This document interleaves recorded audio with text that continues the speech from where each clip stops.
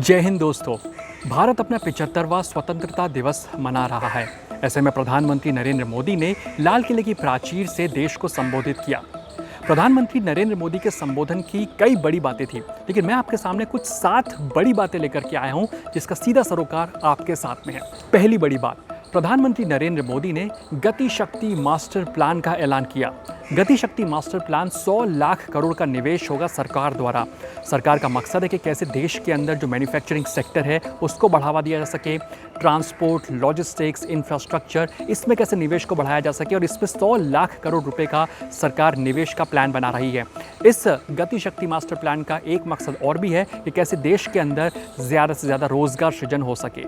दूसरी बड़ी बात, प्रधानमंत्री नरेंद्र मोदी ने आज नेशनल हाइड्रोजन मिशन का ऐलान कर दिया है। इस वक्त अगर आप देखें तो भारत लगभग 12 लाख करोड़ की जो अपनी ऊर्जा की ज़रूरत है उसे इंपोर्ट करता है। 75% तक भारत ऑयल को इंपोर्ट करता है।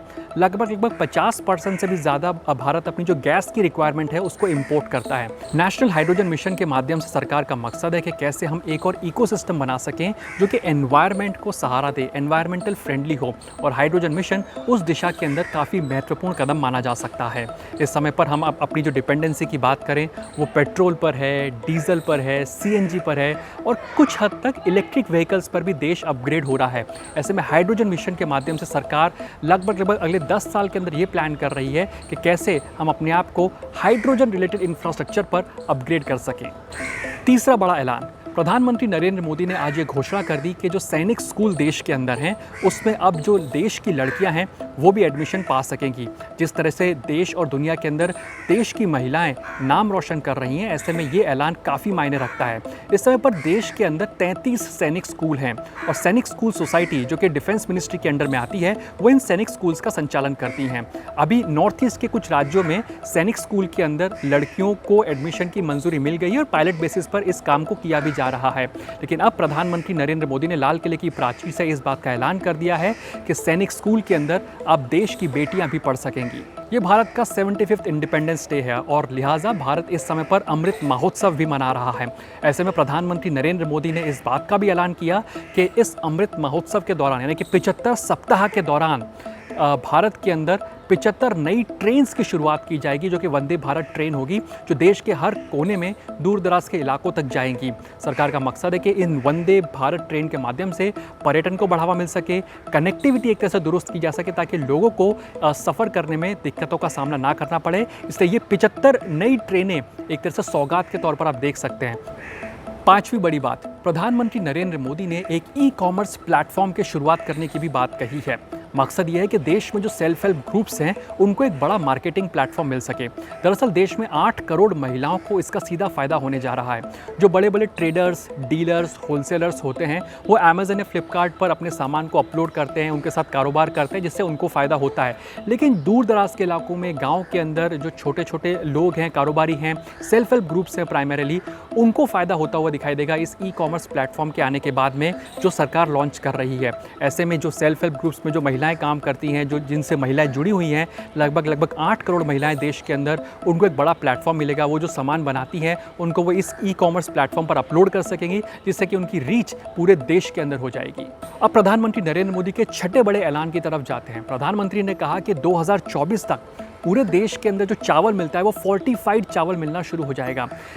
देश में इस समय पर कई सारे कार्यक्रम चल रहे हैं जैसे मिड डे मील हो गया, कई सारी जो फूड डिलीवरी मैकेनिज़म्स के माध्यम से जो फूड ग्रेन्स पहुंचाए जाते हैं लोगों को उसके माध्यम से, या फिर किराने के शॉप पर जो आपको चावल मिलते हैं तो उनको फोर्टिफाइड कर दिया जाएगा। फोर्टिफाइड का मतलब ये होता है कि जो चावल होता है उसमें और न्यूट्रिशंस को ऐड कर दिया जाएगा जिससे कि जब बच्चे हों या जो लोग भी उस चावल को खाते हैं तो उसका न्यूट्रिशन का फ़ायदा उन लोगों को मिल सके। और इसीलिए प्रधानमंत्री नरेंद्र मोदी का साफ तौर पर ऐलान है कि 2024 तक फोर्टिफाइड राइस यानी कि फोर्टिफाइड चावल सबको मिल सके, इस बात पर फोकस रहेगा और इसी दिशा के अंदर अब सरकार काम करेगी। अब बात कर लेते हैं सबसे आखिरी और 7वीं बड़ी बात की जो प्रधानमंत्री ने कही।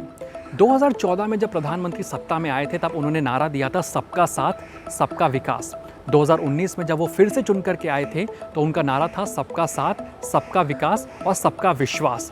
लेकिन अब प्रधानमंत्री नरेंद्र मोदी ने, जब देश 75वां इंडिपेंडेंस डे मना रहा है, प्रधानमंत्री ने एक और नारा दिया है जिसमें कहा है कि सबका साथ सबका विकास सबका विश्वास और सबका प्रयास, यानी कि अब जब भारत अगले 25 सालों के अंदर जब आज़ादी के जो 100 साल पूरे करेगा, ऐसे में सबके प्रयासों की ज़रूरत है। बड़े गोल्स भारत देख रहा है, बड़े अचीवमेंट्स को भारत हासिल करने की कोशिश कर रहा है, चाहे आकाश में हो, स्पेस सेक्टर के अंदर हो या मैन्युफैक्चरिंग सेक्टर के अंदर हो, स्टार्टअप इकोसिस्टम हो।